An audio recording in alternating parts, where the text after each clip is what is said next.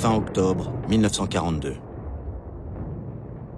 Adossée au fleuve, la ville de la Volga résiste encore.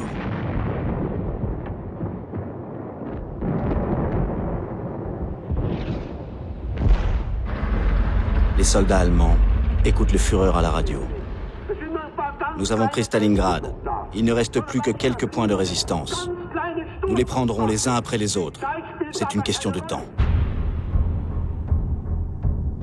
Pour Hitler, Stalingrad est devenu le symbole de la victoire sur la Russie.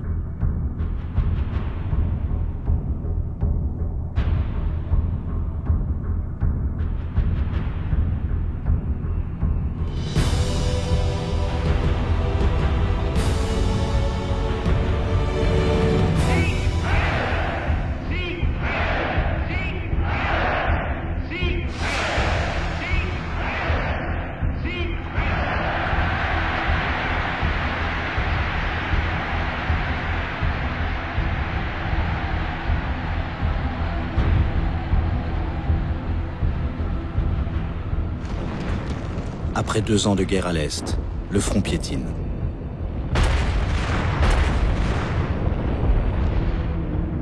Au nord, les Allemands encerclent toujours Leningrad. Après 700 jours de siège, les Soviétiques ne faiblissent pas.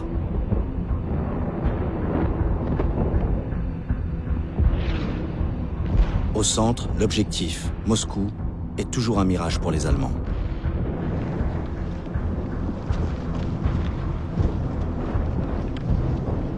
Au sud, la progression vers le pétrole de Bakou s'arrête dans les monts du Caucase.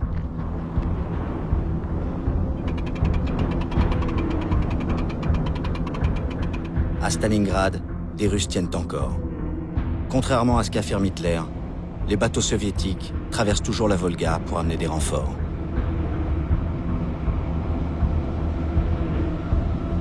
Chaque jour, des milliers de jeunes hommes, parfois sans armes ni formation militaire, sont déversés sur les berges.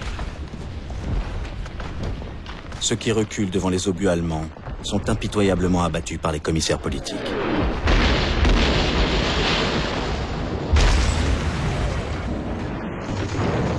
Un officier, le colonel Loudnikov, dit « Nous nous battons pour chaque mètre de terre.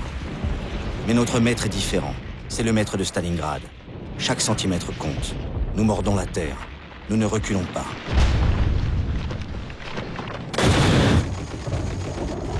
Les Allemands cherchent à les débusquer au lance-flammes.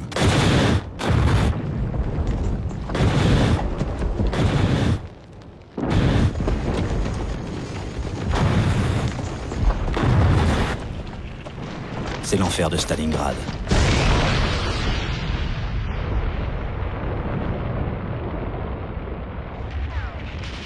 Les sacrifiés et tous les soldats russes du front écoutent, le 7 novembre, anniversaire de la Révolution, leur chef suprême, Staline, prononcer ces paroles inattendues. Demain, on dansera dans nos rues. Parce que le général Zhukov, l'homme qui a déjà sauvé Moscou, a un plan.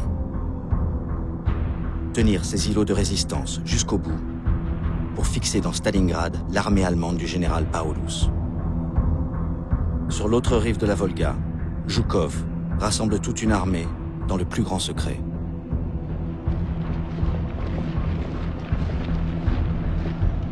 Tous doivent prêter serment à Staline. Товарищ Сталин! Товарищ Сталин! Клятвенно обещаем! Клятвенно обещаем! Что не пощадим! Что не пощадим! Своих сил! Своих сил! Крови! Крови! И самой жизни! Самой жизни!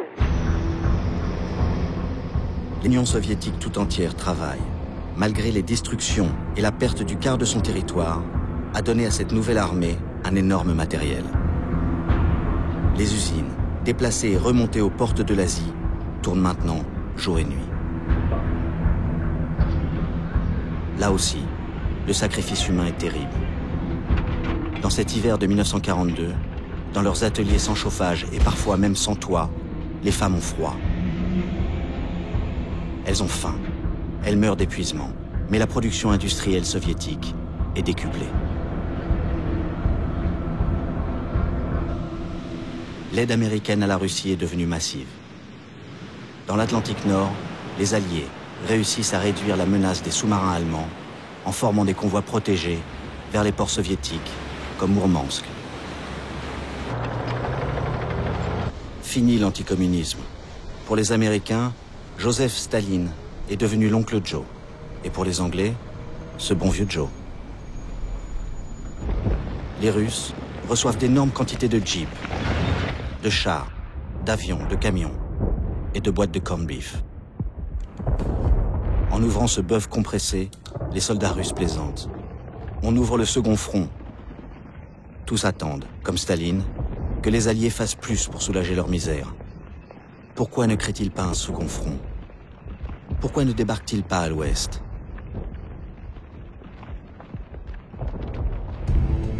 Mais les Allemands menacent les Anglais en Égypte.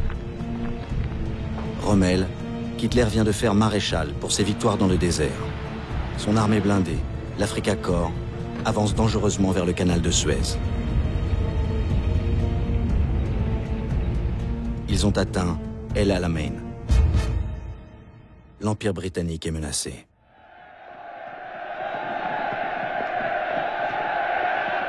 Le Premier ministre, Winston Churchill, vient encourager son armée du désert.